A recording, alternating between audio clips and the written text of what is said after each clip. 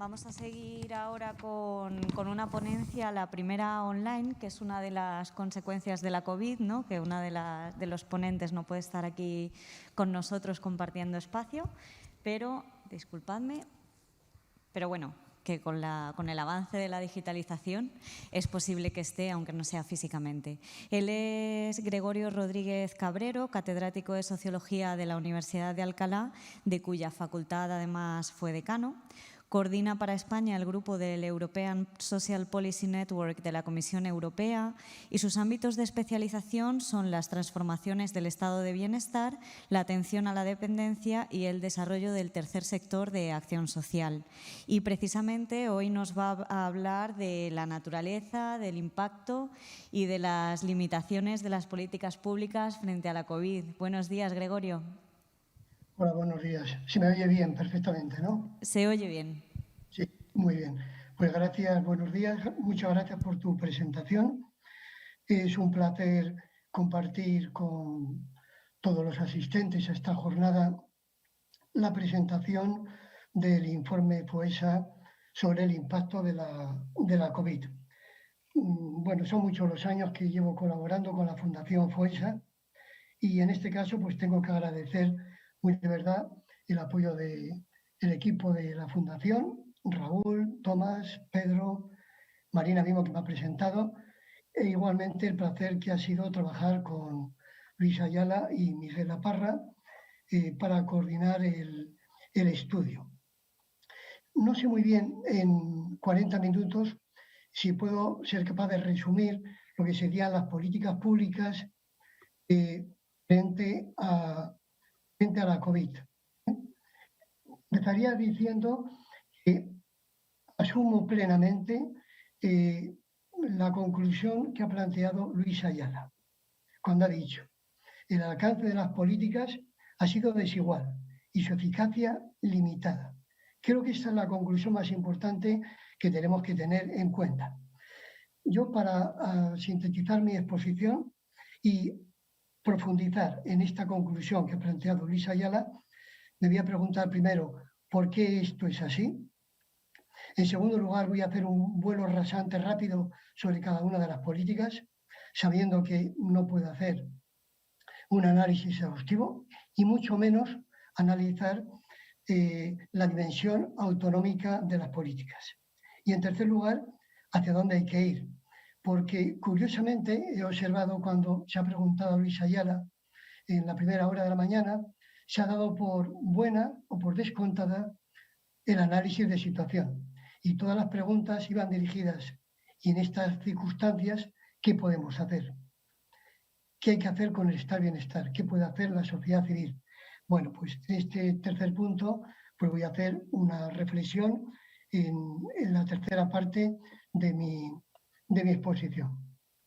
Bueno, quiero dejar constancia de mi agradecimiento a las personas que han participado con los distintos capítulos, como Ana Riva, Francisco Javier Moreno en Sanidad, Vicente Marván, el tema de dependencia y cuidados, Manuel Aguilar y Fernando Fantova, con su análisis de los estudios sociales, Marga Mariclose y Alberto Julián, Educación, y Luis Ayala, Carolina Navarro y Sonia Olea en el tema de vivienda.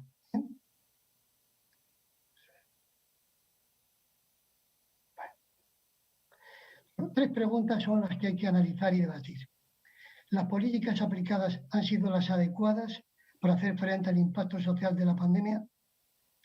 ¿Los programas aplicados han facilitado la accesibilidad a las prestaciones y servicios de los ciudadanos, sobre todo para los colectivos más vulnerables y excluidos? Tercero, ¿suponen estas políticas una oportunidad para el desarrollo y consolidación del estado y bienestar en España? Estas son, en mi opinión, las tres preguntas en las cuales tenemos que seguir analizando y debatiendo en los próximos meses para analizar, después de la pandemia, si efectivamente la superáramos, cuáles han sido sus efectos y, en segundo lugar, qué podemos hacer. Aquí, los años venideros. Bueno, en este sentido, lo primero que hay que analizar es por qué tenemos unas políticas sociales limitadas, de una extensión limitada y una intensidad mucho más limitada. Bueno, hay que tomar como eje el punto de partida, que sería que, en primer lugar, las políticas de protección social afortunadamente han sido objeto de acuerdo en el marco del diálogo social hasta la actualidad. Esto ha sido muy positivo y ojalá continúe en los próximos meses. En segundo lugar, los servicios de bienestar se han caracterizado por su diversidad, pero con bajo nivel de coordinación. En muchos casos, resistencia clara a la coordinación, por razones ajenas a la propia esencia de las políticas. Ha sido muy difícil llevar a cabo una política de Estado en lo que se refiere, sobre todo, a los servicios esenciales, donde el factor fundamental ha sido el eje político, como a nadie se le puede escapar. En ese sentido, hemos tenido un modelo dual de respuesta. Digamos que el eje bismarckiano, seguridad social, ha funcionado relativamente bien, al menos en cuanto al procedimiento. Mientras que el eje keynesiano, vamos a llamarlo así, el eje de los servicios, ha estado lastrado de manera desigual por la resistencia a la coordinación, la fragmentación de políticas y la traslación de culpas entre niveles de gobierno.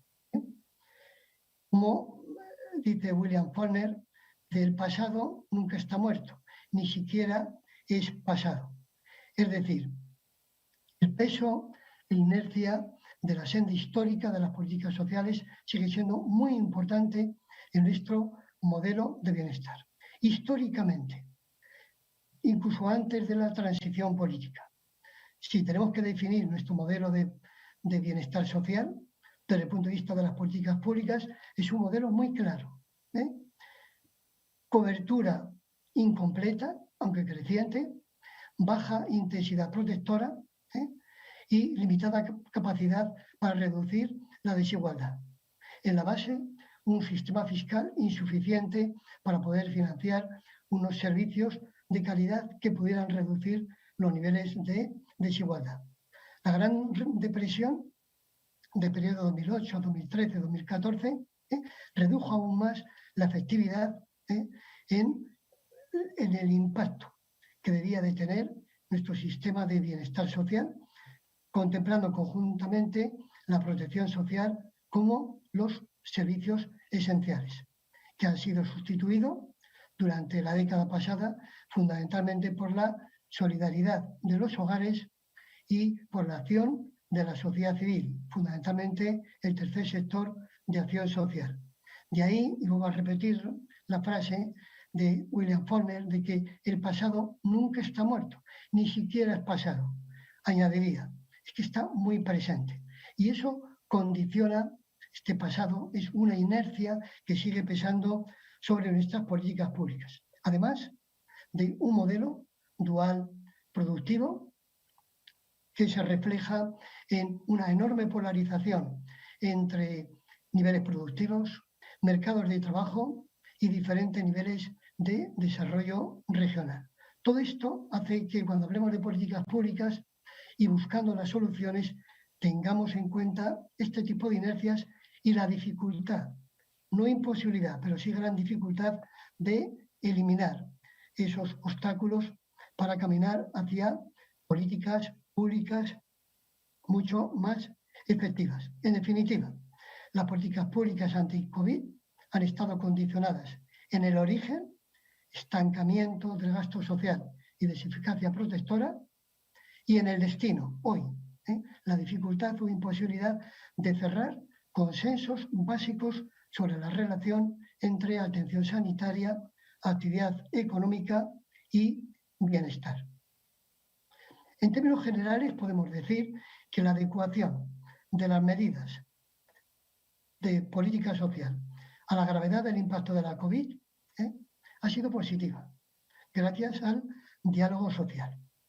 Segundo, el alcance o cobertura de dichas medidas revela que existe un desequilibrio muy grande todavía entre la población estable y aquella población precaria o en situación de exclusión social. Es un alcance claramente diferenciado, como ha señalado Luis Ayala y, antes de mí, José Zalacaín. Y por último, en cuanto a la eficacia o impacto final del escudo social, todavía necesitamos tiempo para su valoración, pero sí llevamos sabiendo que este tipo de eficacia ha sido mayor cuanto más estable ha sido el tipo de empleo, más integrada está un hogar y por el contrario ha sido menos eficaz cuando se han dado todas las condiciones de carácter contrario. Bueno, empezando por el vuelo rasante que he denominado de un recorrido rápido por todas las políticas, empezamos por la de protección social. Tenemos es que la protección social de los trabajadores con contratos estables ha sido mucho más extensa e intensa que la de los trabajadores precarios y en situación de paro. Las medidas extraordinarias de protección por desempleo de colectivos que han agotado su prestación o que no tienen cobertura, por ejemplo, personas trabajadoras del hogar, trabajadores de la cultura, han sido claramente limitadas. La protección social de los trabajadores autónomos ha sido desigual y con diferentes ritmos, pero curiosamente en los debates parlamentarios, cuando se discutieron la aprobación de todos los reales decreto ley, ha sido el único ámbito donde todas las fuerzas parlamentarias, sin exclusión, lograron un consenso total, no en el resto de los reales decreto ley. Y no digamos ya, por ejemplo, en el de ingreso mínimo vital. Pero en este campo sí ha habido un consenso muy amplio. A pesar de lo cual, dado los desequilibrios internos de los trabajadores autónomos, los distintos niveles de acceso a las prestaciones, dificultades administrativas, hacen que la protección social haya sido ambiciosa en cuanto al planteamiento, pero limitada en cuanto a los resultados y sobre todo en los ritmos de aplicación de este tipo de medidas. En cuanto al ingreso mínimo vital, ya se ha señalado, complejidad de acceso y lentitud de la extensión. Hay una gran distancia, como se señaló antes, y voy a repetir la misma diapositiva de Luis Ayala, entre la base potencial solicitante y la población perceptora. Hay que señalar que el IMV, y esto se está hoy día analizando, ha permitido que algunas comunidades hayan aprovechado el IMV para mejorar e incluso reforzar los sistemas de renta mínima. Otras para sencillamente hacer lo que hacían y otras para que el ingreso mínimo vital permita deteriorar la extensión y la calidad del ingreso mínimo vital. Esto hay que ponerlo de manifiesto, porque la idea del ingreso mínimo vital no era sustituir a las rentas mínimas, sino ir forjando una red más tupida de complementariedad, pero no de sustitución en todo caso. Tenemos el gráfico del día de hoy. Estamos hablando de septiembre del año 21, que es cuando cerramos el informe. Obviamente han pasado ya 3 meses y esta población perceptora ha aumentado. Pero estaríamos en ese momento cercano al 40% y que puede haberse elevado un poquito más hasta el 45%. Todavía estamos lejos de una cobertura amplia del número estimado inicial de hogares que debían de recibir la prestación. En el caso de la atención sanitaria, hay que considerar que el impacto de la COVID hay que analizarlo por partida doble, en la salud y en el propio Sistema Nacional de Salud. Hablemos primero del impacto de la salud. La COVID-19 ha contribuido a agravar el impacto de la desigualdad en los grupos más vulnerables de la población, lo que se traduce en una menor accesibilidad a la atención sanitaria, peor estado de salud y menor esperanza de vida. En las desigualdades ha puesto manifiesto la COVID. En el ámbito sanitario están la mayor exposición al riesgo de trabajadores esenciales, que normalmente suelen ser precarios, y procedentes de entornos de gran densidad de población y a veces poco saludables. Desigualdades en cuanto a contraer la enfermedad en personas que presentan morbilidades crónicas, frecuentemente asociadas a personas con estatus socioeconómico bajo. Hay que destacar que el 24% de las personas en situación de exclusión severa que enfermaron debido a la COVID han sufrido secuelas emocionales, frente al 19% de la población en situación de integración, y con un mayor impacto en la población en integración precaria, es el 26%, lo cual se explica porque parte de este colectivo está situado en trabajos precarios de tipo manual y normalmente en servicios de tipo esencial.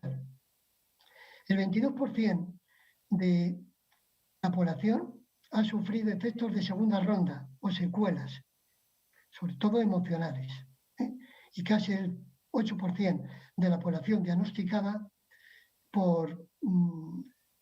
que ha sufrido COVID ha sido diagnosticada por depresión, lo cual ha tenido un efecto positivo, como se ha señalado ya esta mañana, que la salud mental ha pasado a la agenda pública. Lo que era, si no invisible, poco visible, afortunadamente deja de ser tabú y es objeto de preocupación para la población y sobre todo para nuestra clase dirigente. Hay que señalar también el impacto de los tratamientos postergados y pruebas preventivas demoradas, que según la encuesta FOESA afectan sobre todo a la población más vulnerable. Y hay que hacer mención, aunque esto está ya muy analizado, a la mortandad en las residencias de personas mayores, por abandono o por triaje. Un impacto que parece que ha sido hoy día olvidado, a pesar de la gravedad que tuvo y que todavía habrá que reflexionar en profundidad de cómo pudo suceder un impacto de esta envergadura. En cuanto al Sistema Nacional de Salud, hay que señalar que la COVID ha impactado en un sistema que ya venía enormemente debilitado desde los ajustes de los años 2012 en adelante. Hay que tener en cuenta que antes de la pandemia se había reducido el 10% de la fuerza de trabajo del Sistema Nacional de Salud, que la precariedad en el empleo se había extendido, más de un tercio de los trabajadores del sector con contratos precarios. Con lo cual, cuando llega la pandemia, había que hacerlo frente en esta situación de debilidad del sistema. Evidentemente, los fondos europeos permitieron inmediatamente hacer contrataciones en masa, que en estos momentos algunas comunidades autónomas ya han desactivado, como todos conocemos, y no hay que mencionar una por una, han descontratado de nuevo a parte de esa población, a pesar del impacto de esta sexta ola. Y hay que señalar también que la aplicación del Plan de Estabilidad 2017-2020 supuso un factor negativo ante la necesidad de una mayor inversión en sanidad. La inversión sanitaria de 1.000 millones de euros para hacer frente a la pandemia pues, ha sido importante. Lo mismo que el gasto sanitario creciente por parte de la Administración General del Estado en el periodo años 20 y el año 21.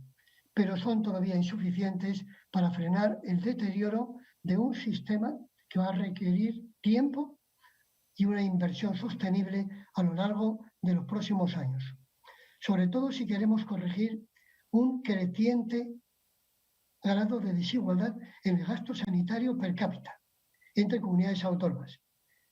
Y queremos hacer frente a un deterioro evidente de la atención primaria, el crecimiento de la lista de esperas y recuperar el papel del sector público en el cuidado sanitario de la población española y frenar este crecimiento del doble aseguramiento, de la privatización, que ha hecho que, de manera creciente, las pólizas privadas, en mayoría de los casos con una cobertura muy pequeña, prácticamente insignificante, haya tenido lugar en la población española para hacer frente a las colas, dificultades y bloqueos del Sistema Nacional de Salud. En cuanto a los cuidados de corta y de larga duración, bueno, lo primero ya se ha señalado, los cuidados informales e incluso los formales se han visto sometidos a un gran estrés. Ha tenido sobre todo lugar un gran impacto en las condiciones de vida de los hogares con menor recursos.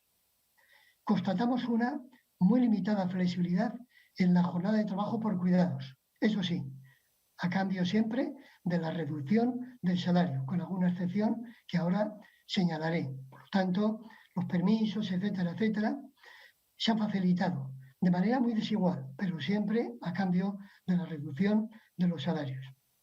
Se produjo un freno a la demanda de valoración y acceso al sistema de atención a la dependencia y sobre todo el acceso a los centros de día por el cierre de los centros, luego progresivamente abiertos.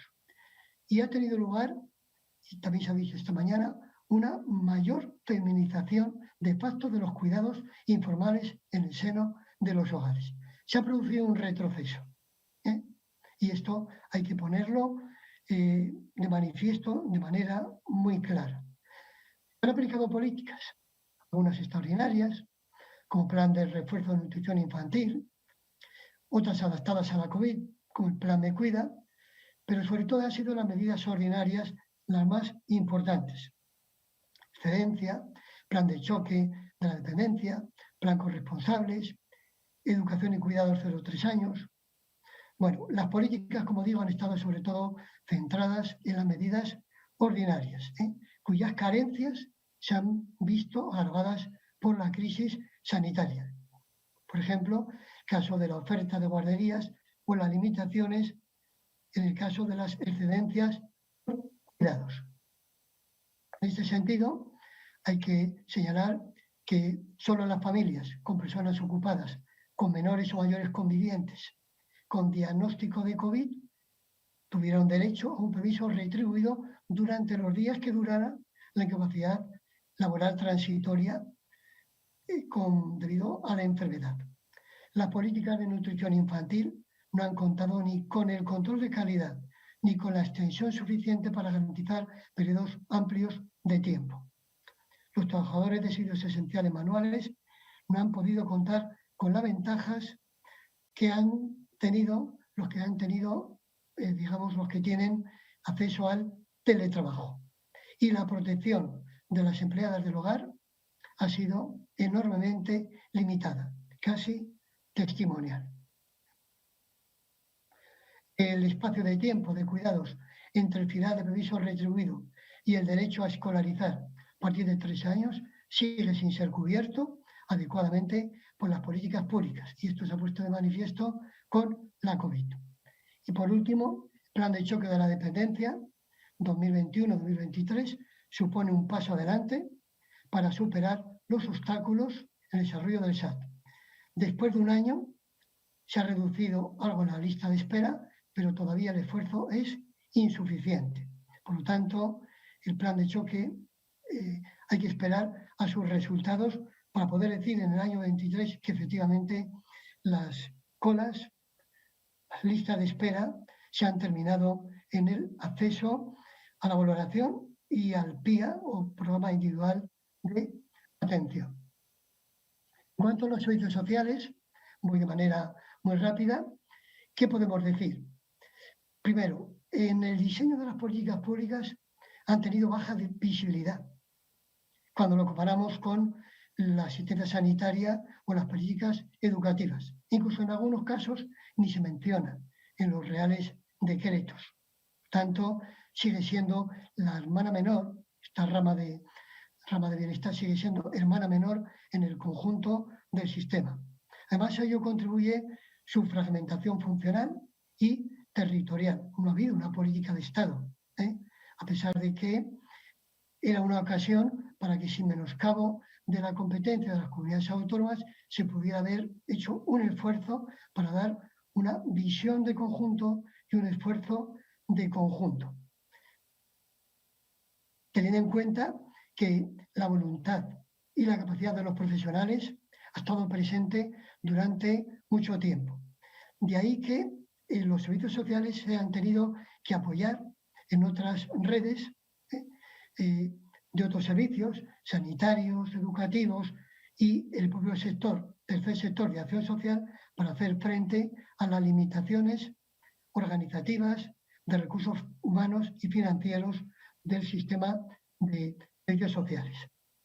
Las directrices generales de la Administración General del Estado para apoyar la actuación de los servicios ha sido importante, pero su impacto muy diverso entre comunidades y entre sus ayuntamientos. El déficit de coordinación entre niveles de gobierno, tanto la Administración Central con comunidades autónomas como dentro de las comunidades, sigue siendo uno de los lastres más importantes en el ámbito de los servicios sociales. La demanda se ha multiplicado durante la pandemia, pero no se puede decir que el sistema haya sido desbordado, en parte porque los hogares han tenido que asumir, junto con el tercer sector, buena parte de las demandas. Han sido las personas mayores y mujeres, sobre todo, con cargas familiares en hogares monoparentales, las principales demandantes en el ámbito de los servicios sociales.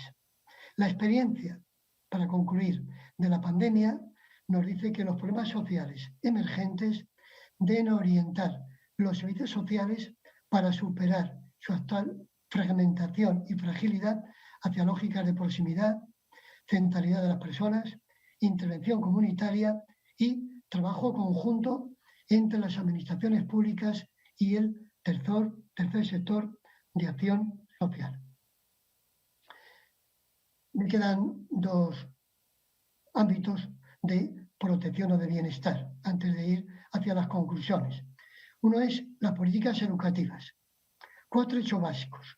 La pandemia ha hecho más visibles las brechas ya existentes del sistema educativo, relacionadas sobre todo con desigualdades de clase social. Los menores en vulnerabilidad social han sido los más afectados.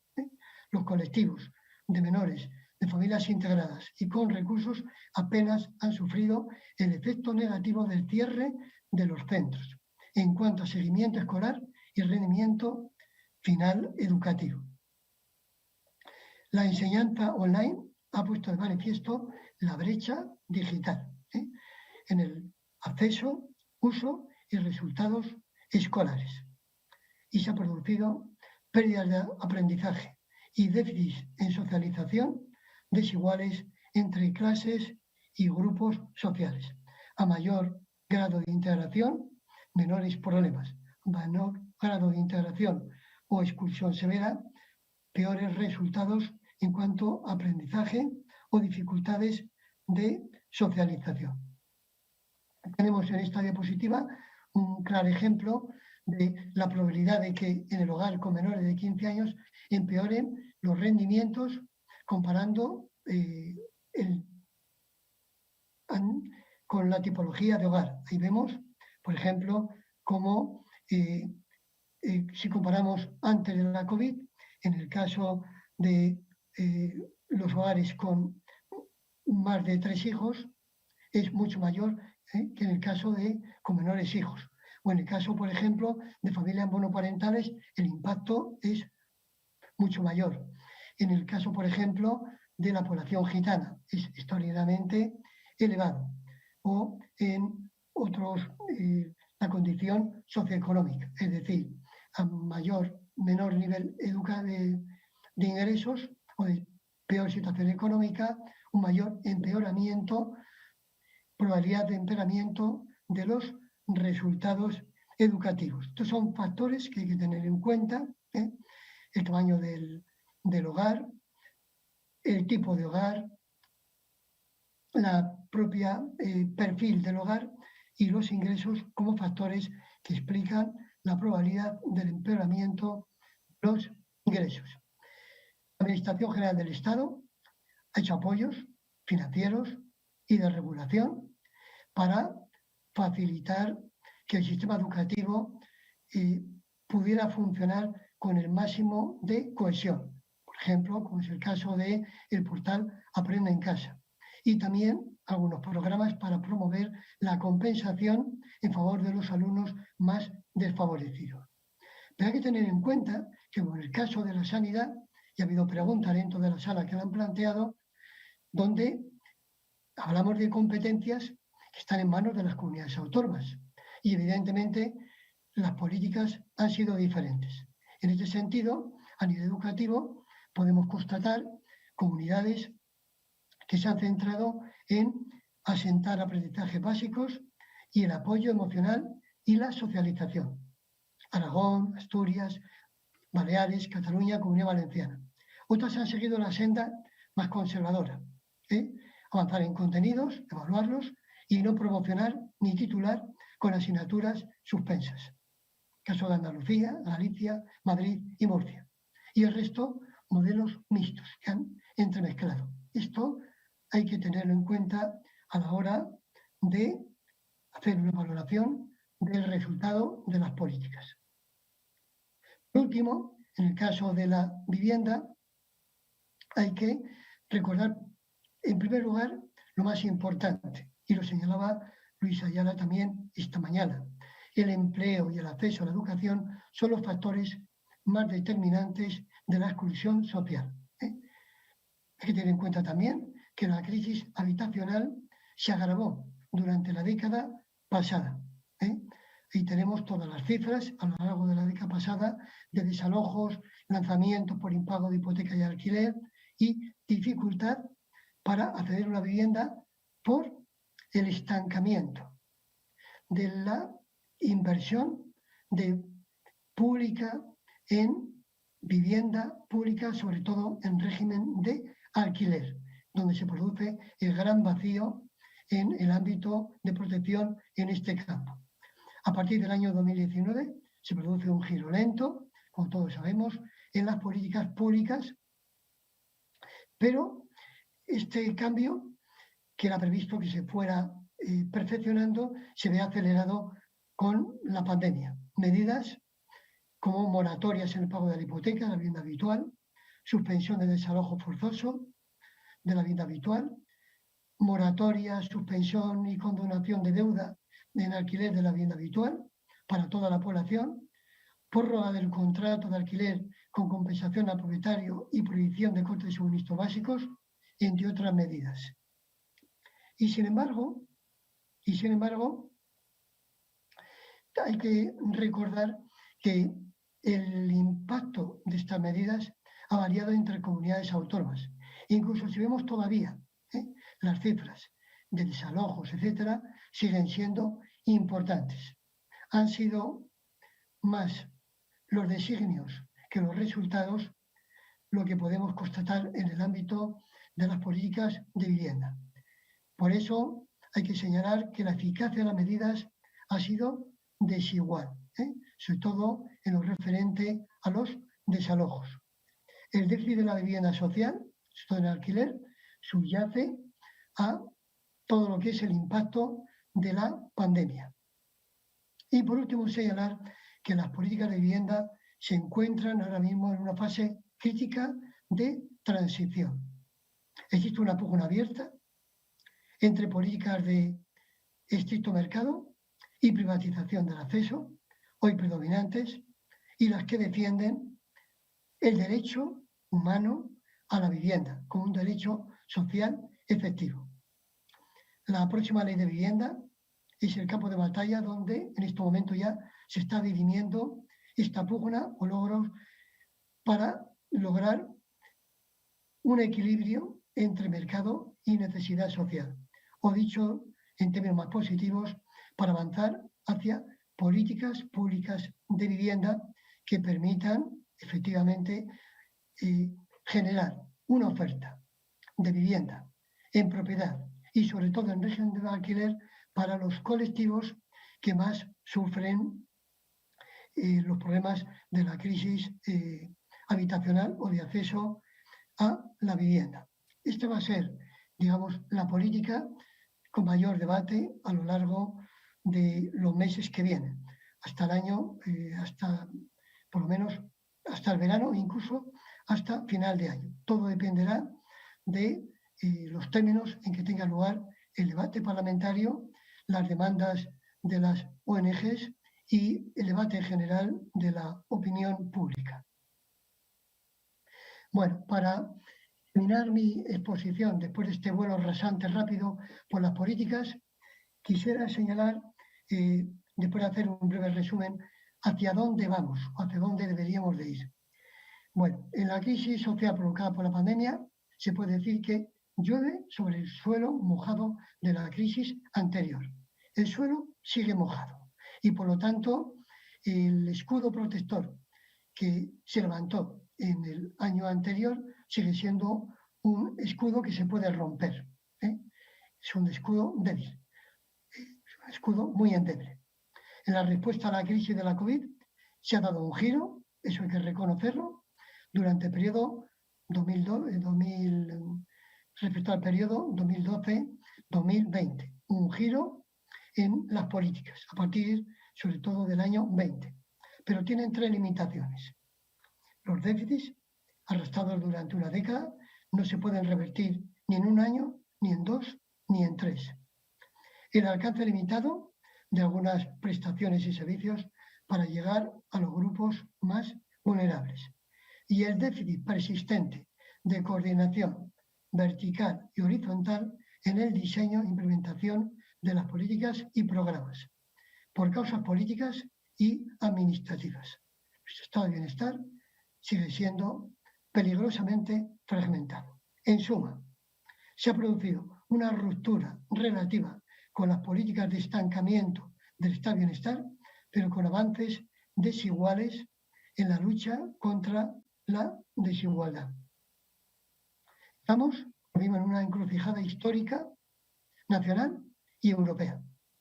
La presente década, hasta final de la misma, será decisiva para avanzar hacia una sociedad más cohesionada o, por el contrario, hacia el estancamiento e incluso la regresión social. Si no cambian en profundidad las políticas de mercado de trabajo, la de protección social y de cobertura de servicios, de manera conjunta. Las tres están interrelacionadas. Las políticas públicas no son una panacea, sino cuentan con un mercado de trabajo equilibrado y salarios dignos. Y, por lo tanto, el mercado de trabajo es fundamental. No digo determinante en un sentido absoluto, porque las políticas públicas pueden modular ese mercado de trabajo, pero evidentemente se retroalimenta. ¿Podemos volver a la normalidad protectora anterior? Mi respuesta es que no. No podemos ni debemos volver. Supondría seguir anclados en un sistema de baja efectividad en la lucha contra la pobreza y la exclusión. Los datos del informe FOESA, que está presentando a lo largo de la mañana, lo dicen con toda claridad. Cada crisis, cuando no logramos que la población en peor situación se reduzca. Todo lo contrario. Vamos saliendo, pero aumentando ese núcleo de población con mayores dificultades. Por lo tanto, la evidencia nos dice, de todos los informes del periodo 2010 hasta la actualidad, que las salidas de las crisis no se producen en los términos de eficacia en la lucha contra la desigualdad social. Y por lo tanto, se van acumulando los colectivos que están excluidos o en situación de dificultad. Lo cual supone que hay que plantear nuevos retos en el marco de los actuales entornos institucionales. Y con ello voy a ir avanzando y en términos positivos. Tenemos un entorno que hay que aprovechar, que es el entorno europeo. Este entorno europeo actualmente es un entorno favorable hacia políticas redistributivas, más extensivas e intensivas. Tenemos, por una parte, el plan de reconstrucción, que es una palanca de apoyo a las políticas sociales. Si hacemos un repaso de todo lo que se va a invertir, es una oportunidad, sobre todo, para inversión en ámbitos como sanidad, educación y vivienda. Esto es una oportunidad que este país no puede dejar pasar. Segundo, la Unión Europea tiene una agenda de trabajo, que es el Plan de Acción del Pilar Europeo de Derechos Sociales, que es un proyecto muy ambicioso de convergencia social. Este plan de acción se puso en marcha el pasado año. Es una agenda para que los derechos sociales, que hasta la actualidad tiene competencia cada país, y la Unión Europea lo que hace es estimular, promover, etcétera. Este es un paso hacia adelante para invitar a los Estados hacia una política mucho más profunda para que los derechos sociales sean derechos sociales efectivos. Repasemos el Pilar Europeo de Derechos Sociales. Comprenden todos los ámbitos de la protección social que el informe FOESA está analizando. Y esto hay que ponerlo en valor. Y por último, el desarrollo, a partir ya de este año, de la Garantía Infantil Europea, de lucha contra la pobreza infantil y el acceso de los niños a los servicios educativos, sanitarios, etcétera, etcétera.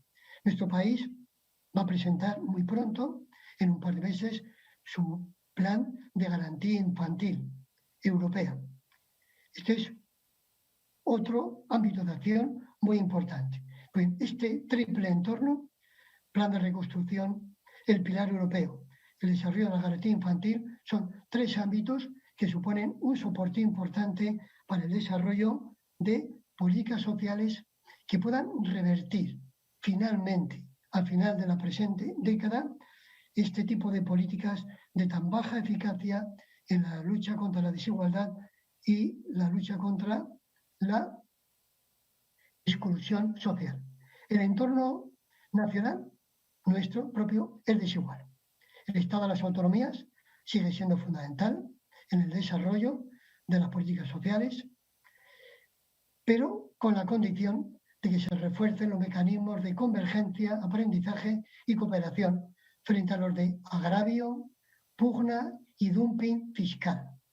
Las pugnas territoriales son regresivas. Las demandas de derechos sociales siempre son progresivas. Defender programas políticos para bajar los impuestos, que al final es a los que más recursos y riqueza tienen, es engañar a la población. Por lo tanto, el discurso tiene que ir en la línea de derechos sociales iguales para todos en todo el territorio del Estado. Y en esa dirección tienen que caminar conjuntamente las comunidades autónomas. Se me dirá que esto es un deseo piadoso. Bueno, es un deseo piadoso, pero me parece que en términos de agenda política debería estar en el frontispicio de las políticas sociales en nuestro país en los años venideros y para siempre. En segundo lugar, hay que tener en cuenta que esta fragmentación y bajo nivel de coordinación de las comunidades autónomas en nuestro país en relación con las políticas sociales tiene lugar en un entorno donde hay una debilidad relativa de la sociedad civil y dentro de ella las organizaciones sociales, sindicales y de bienestar, que son claves para canalizar e incluso gestionar parte de servicios y de prestaciones.